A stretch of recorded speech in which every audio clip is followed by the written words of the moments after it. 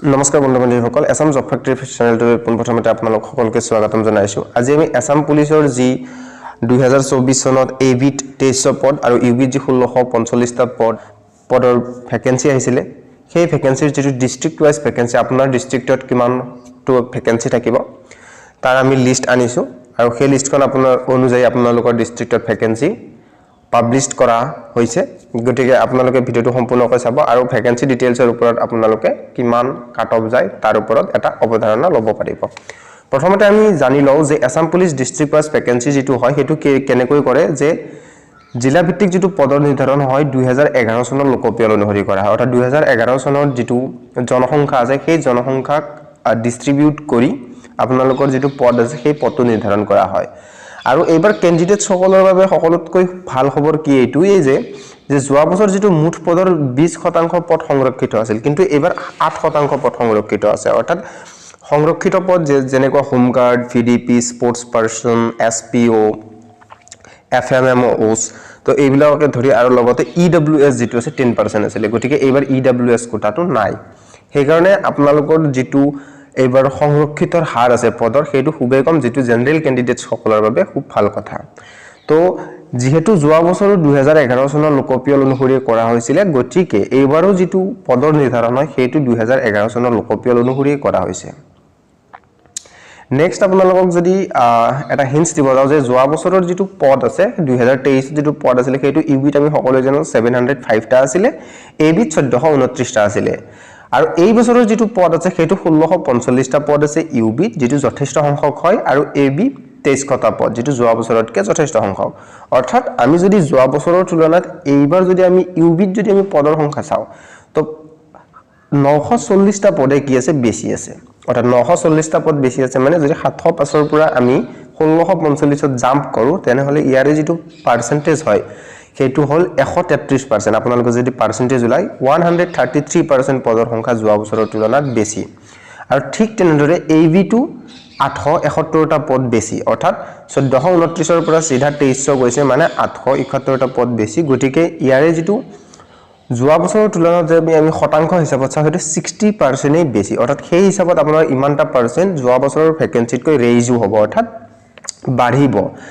যোৱা বছৰৰ ভ্যাকেন্সি আমি সকলোৱে জানো যে পাবলিশড কৰিছিলে এছএলপিআৰবি সাইটৰ ফালৰ পৰা। তাৰ ওপৰত ভিত্তি কৰি এইবাৰৰ ভ্যাকেন্সি সমূহ আপোনালোকে কোনখন ডিস্ট্ৰিক্টত কি আছে হেতু চাব।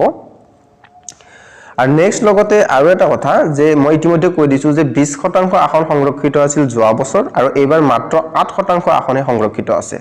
তো গতিকে যোৱা বছৰ পদৰ তুলনাত এইবাৰ যেটো এবিট যেটো আমি পদ বাঢ়িব অৰ্থাৎ 20 ৰ পৰা যদি আমি 8% বিয়োগ কৰো তেনেহলে মুঠ আপোনালোকৰ 72% পদ বৃদ্ধি হ'ব। অৰ্থাৎ যোৱা বছৰ যদি কোনোবা এখন ডিস্ট্ৰিক্টৰ 20টা পদ আছিল সেই 20টা পদত 72% আৰু এডিশনালি এড হ'ব। 20টা তো থাকিবই আৰু সেই 20 প্লাস 20 ৰ 72% হ'ব। তো মই উলিয়াই দিছো আপোনালোকে চাব এইটো ভিডিওত। আৰু ঠিক তেনেদৰে ইউবি2 133 ৰ পৰা 12% বাঢ়িব অৰ্থাৎ 145% প্ৰতিখন জিলাতে যোৱা বছৰৰ তুলনাত বৃদ্ধি হোৱা দেখা যাব। কেৱল আপোনালোকৰ 4খন ডিস্ট্ৰিক্ট এক্সেপশন আছে। অৰ্থাৎ 4খন ডিস্ট্ৰিক্ট তিনিচুকীয়া, ডিব্ৰুগড়, শিৱসাগৰ আৰু চৰাইদেউ এইকিখনত 16% ৰিজাৰ্ভেশন আছে। 16% কিয় আছে এডিশনালি হেতু 8% আছে যেটো এএফএসপি এক্টৰ আন্ডাৰত যেটো এইখন ডিস্ট্ৰিক্ট আহে সেই কাৰণে 8% বেলেগ কৈছে। গতিকে 16% অৰ্থাৎ এই 4খন ডিস্ট্ৰিক্টটো যোৱা বছৰতকৈ 4% বেছিহে হ'ব। কাৰণ যোৱা বছৰ 20% আছিল এবাৰ এই 4খন ডিস্ট্ৰিক্টৰ বাবে 16% আছে। গতিকে 4% যোৱা বছৰতকৈ বাঢ়িব।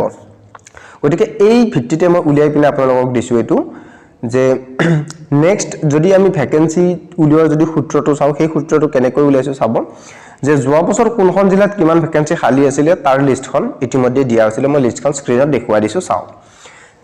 ঠিক যেনে ধৰা হল মই এটা কথা যে বাক্সা জিলাত যোৱা বছৰৰ এবিট পদ আছিল 35টা।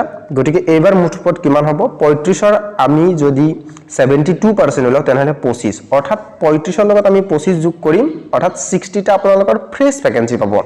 ঠিক তেনেদৰে ইউবিট মুঠ পদ আছিল 17টা। ঠিক তেনেদৰে 17 যদি আমি 145% অৰ্থাৎ ইউবিট 145% বাঢ়িছিল। গতিকে ইয়াৰে যেটো টোটাল হ'ব 17 প্লাস 24 অৰ্থাৎ 41টা পদ ইয়াৰে কি হ'ব আপোনালোকৰ ইউবিট পাব। তো এনেকৈ আমি vacancy district wise vacancy details উলাইছো আপোনালোকে গোটেই ভিডিওটো চাওক এইটো চাওক যে আমি যদি প্ৰথমতে চাও যে প্ৰথমতে ডিস্ট্ৰিক্ট নেম দিছো তাৰ পিছত এলোটেড ভ্যাকেন্সি যেটো এবি পদৰ কাৰণে এটো ইউবি পদৰ কাৰণে অৰ্থাৎ বাক্সাত এইবাৰ যেটো ভ্যাকেন্সি আছে এবিত 2300 পদৰ ভিতৰত হেতু 60 টা পাব আপোনালোকে জৱাবৰ তুলনাত যথেষ্ট সংখ্যক বেছি আৰু ইউবিত আপোনালোকে 41 পাব বজালি ডিস্ট্ৰিক্ট চাব এবিত 15 টা পদ ইউবিত 12 টা বৰপেটা ডিস্ট্ৰিক্ট এবিত 108 টা পদ থাকিব আৰু ইউবিত 76 টা পদ থাকিব বিশ্বনাথত এবিত 51 পদ থাকিব আৰু ইউবিত 36 বঙাইগাঁৱত আপোনালোকৰ 46 টা এবিত থাকিব আৰু 21 টা ইউবিত থাকিব ঠিক তেনেদৰে কাছাৰ ডিস্ট্ৰিক্টত এবিত 110 থাকিব আৰু ইউবিত 78 চৰাইদেউ ডিস্ট্ৰিক্টত আপোনালোকৰ এবিত 29 ইউবিত 22 চিৰাং ডিস্ট্ৰিক্টত আপোনালোকৰ এবিত 31 ইউবিত 22 থাকিব দৰং ডিস্ট্ৰিক্টত আপোনাৰ